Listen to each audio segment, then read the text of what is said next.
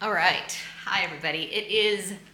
It's Tuesday. I usually film on Wednesdays, but I made an exception because tomorrow is going to be a little crazy. So I'm hosting Thanksgiving this year. First time that I've ever hosted. I don't know about anything. No, not anything, because I have hosted like parties before, but this will be pretty new for me for Thanksgiving. So I feel like I kind of have like two families. So I have my siblings and my mom. What's interesting is none of us had kids. That's another topic for another day, I feel like. But yeah, none of my siblings have had kids. My mom is not a grandma, unfortunately. So so they're gonna come over, and then I live now with my boyfriend and his kids. So then we're gonna have his family with his mom and her boyfriend. So it's gonna be interesting. They haven't actually merged the families. Like we've done little things here and there, but like my family has not met. Well, my mom has met his mom, but like my siblings haven't met his mom, right? So it's gonna be cool. I'm excited about it, but yes, I am gonna be really busy tomorrow, just trying to do what I can do. But I am trying to like center myself and say, okay, we're only gonna do what we can do. If the baseboard in the corner is not sparkling clean, that is okay. We're gonna get there. So thankfully my boyfriend is off today, so he's offered to help a lot with some of the things that we have to get done. So that's good. So I would just say delegate.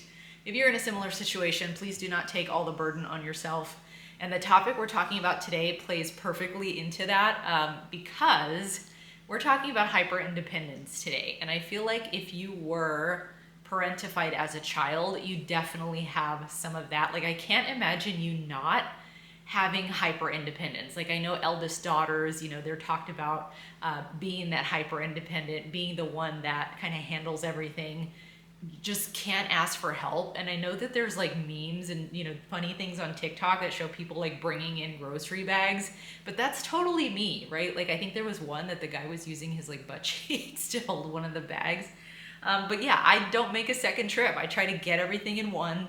My boyfriend will tell me like just let people help you, and that's one of the things. And for me, I feel like I'm not good at asking for help. So I think for me, like my love language, and I feel like okay, if you're hyper independent, what's your love language? Because mine is acts of service, and I feel like that's super obvious, right?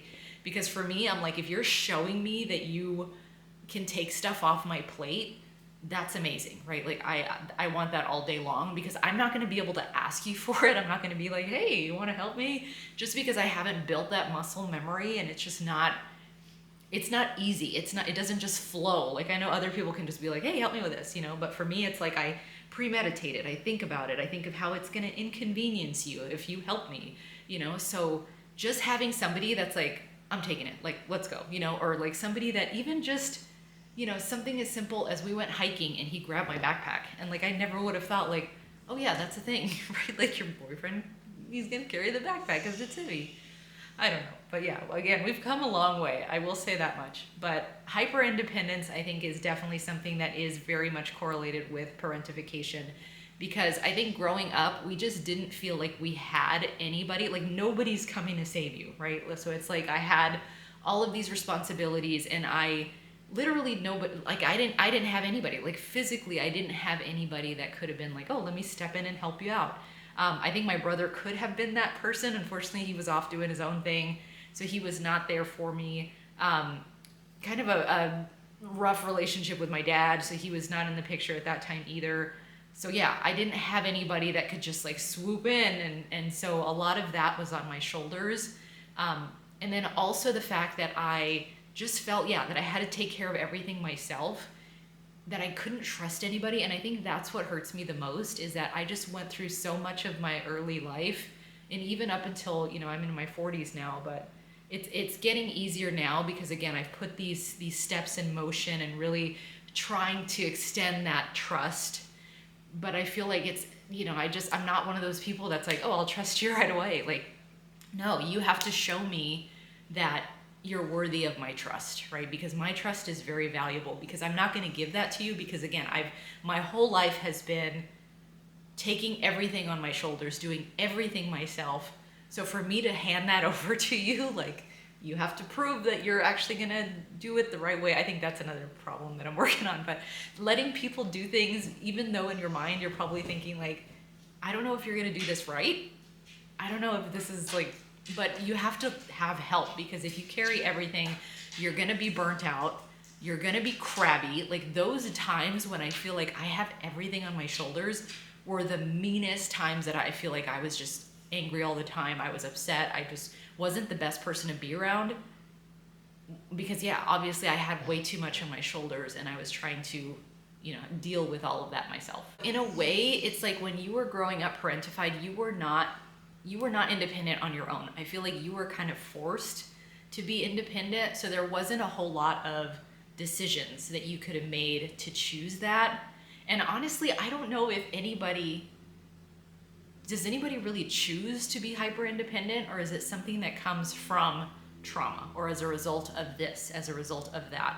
Because honestly, like my perfect world would be just allowing other people to step in and help me with all kinds of things. But that would be awesome, right? Like even now, I'm getting better. Again, I'm working on it, but that would be amazing, just to be in a position where you trust others to be able to help you and you don't have to carry that burden yourself. So I feel like as an adult, the way that this shows up, parentification and hyper independence, is that you don't want to ask for help, which again, very, very hard for me to ask for help. You feel like you have to shoulder everything on your own shoulders. You're burnt out, like I feel like, because you're trying to do so much that you just can't. Like you physically can't. You can't mentally, you can't physically, you can't emotionally, like you can't have all of that on your shoulders. So I think we experience a lot of burnout, and I've had that both personally and professionally, where I'm like, I can't do this anymore. It is way too much. So I think not resting is another piece, and that's again one that I'm struggling with, is feeling that you have to earn rest. That's really hard. So that's part of being hyper independent, right? You're always going, you're always on. So instead of me saying like, hey, let me give this to you and you can do it, and I'm gonna just chill, like that's hard on my brain, because I'm thinking like, why would I be having you do this when I'm gonna rest and I could be doing it, but like switching that mentality to say, you know what, I need this right now. I need to sit on the couch and watch a trashy reality TV show and just relax. That's what I need right now. I would like for you to take care of that. Like that, again, we're still working on it. We're getting to that place where I can automatically get to that point and recognize that this is what I need. But I think it's so valuable, and rest is super important. It's not something that has to be earned. It's something that you can just listen to your body. Listen to your body if it's telling you, hey, I know I have this to-do list that's a mile long. I don't feel like doing any of that right now. I have people in my life that I can ask, hey, can you help me? Or, allow them to take initiative and to do those things for you, and then have that dialogue. If they're not doing what you like, I think it's Mel Robbins that says, let them, right? Like if they're not doing what you want them to do, again, it's not about control, let them, and then you can assess if that's really the people that you want in your life. If you're, voicing that you need this and they're not kind of meeting you where you need to be met, then that could be something else. There is the nervous system function of all of this, right? So your body, when you were a child, it soaked in the fact that nobody was coming to save you, right? Nobody was coming to save you.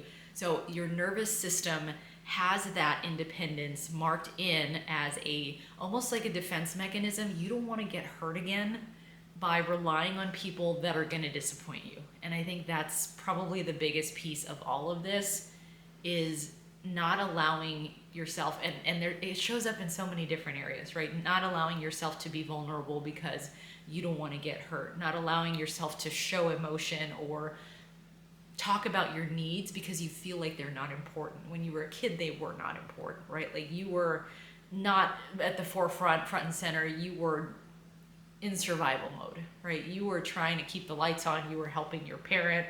You were helping with your siblings. So your inner child was not being listened to. So a big part of healing for me at this point in my life has been kind of reparenting my inner child as myself, which has actually been really, really fulfilling and very awesome and powerful for me. Having those conversations to say, like, I know you had to do this by yourself, but you're not alone anymore. Like, I'm here with you now, and I want you to know that you will never be alone again.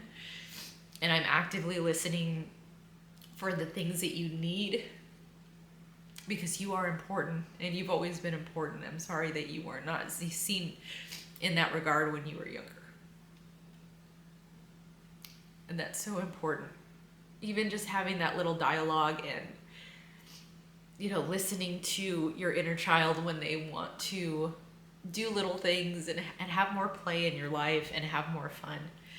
I think that's all super important. How do you heal from this? What are some of the things that you do? I say talking to your inner child, having that conversation. I think really allowing people to do things for you. If they come to you and ask, hey, let me take this, or I'm going to do that, let them. Don't be like, oh no, I'm going to do it. I got it. Don't be like that. I know it's hard because, again, this is what you've grown up with your whole life, so that's what you know.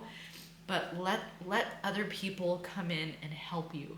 You deserve to have people that want to help you, people that give a damn, that actually want to make sure that they're supporting you in whatever way they can. So please allow them to do that.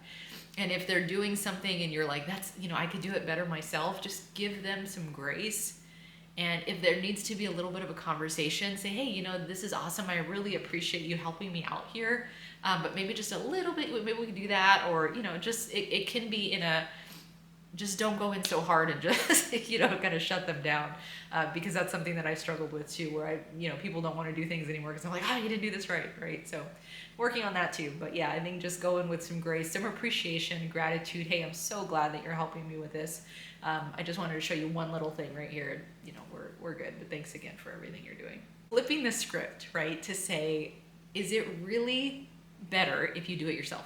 Like, is it really better if you do it yourself?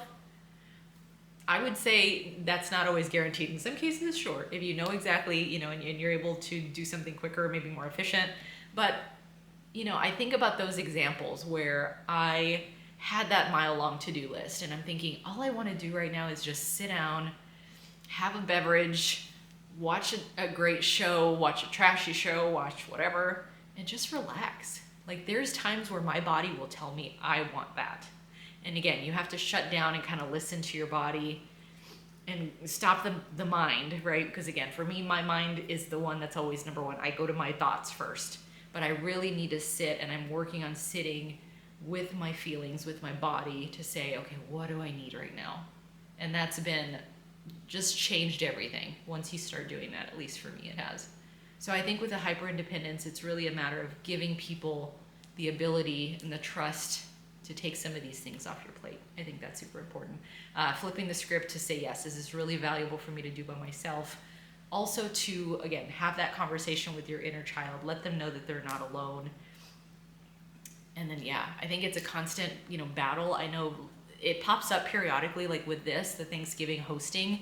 I just immediately, when I heard that, I kind of volunteered to host, but, when that was in my head, I was thinking like, oh man, I'm going to have to do all this myself, and I have to do this and this and this and this. But then I think, I have people. I have, kids in my house that I could easily put to work cleaning their little bathroom, So yeah, I think it's super important, especially with like things like this, like hosting Thanksgiving, or maybe you have parties or things that you're going to be responsible for. Please allow other people to take some of that weight off your shoulders. And ask, maybe it's something as simple as, hey, telling your friend that's coming over, hey, could you bring, something, or maybe you could pop over a little bit early just to kind of help me decorate, make sure we're good to go. Just allow people in to help, because I think that's kind of muscle memory. I know that's what I'm learning right now, is that once you ask and you see the result of it, and you're like, oh, it didn't explode, right? They did not set the house on fire when I asked them to do that. Then you're more likely to build, again, that trust. Trust is earned, right? Trust is earned like a brick at a time. Right? So I feel like once you start, if you never start laying the bricks, you're never going to get that trust.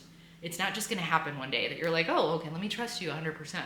So you have to lay that foundation and continue building it by doing that. And yes, sometimes it's uncomfortable. Sometimes I still get sweaty when I have to ask for something, and it still kind of makes me cringe a little bit in my body. But that's something that, again, I'm getting used to it. I'm getting used to the results of it. I'm getting used to the fact that somebody else did that, so I can just rest and relax. Like, all of that is awesome, right? So you have to give yourself that grace, give other people the opportunity to help you, because I'm sure there's people in your life that really want to show up for you. And so you have to let them do that. Okay, so that's all for this week. I hope you have a fantastic holiday with your family and friends. Please decompress. Try not to stress too much. Again, if you can delegate, if you can take some time even just to, be alone and be in some, quiet so that you're able to tune into your body and see how you're feeling. Are you overwhelmed? And then again, really let people in, because that's what this holiday is all about, right? Being gracious and having that gratitude for the people in your life. So yeah, I hope you have a great holiday. We'll meet again next week. And yeah, on to December. Bye.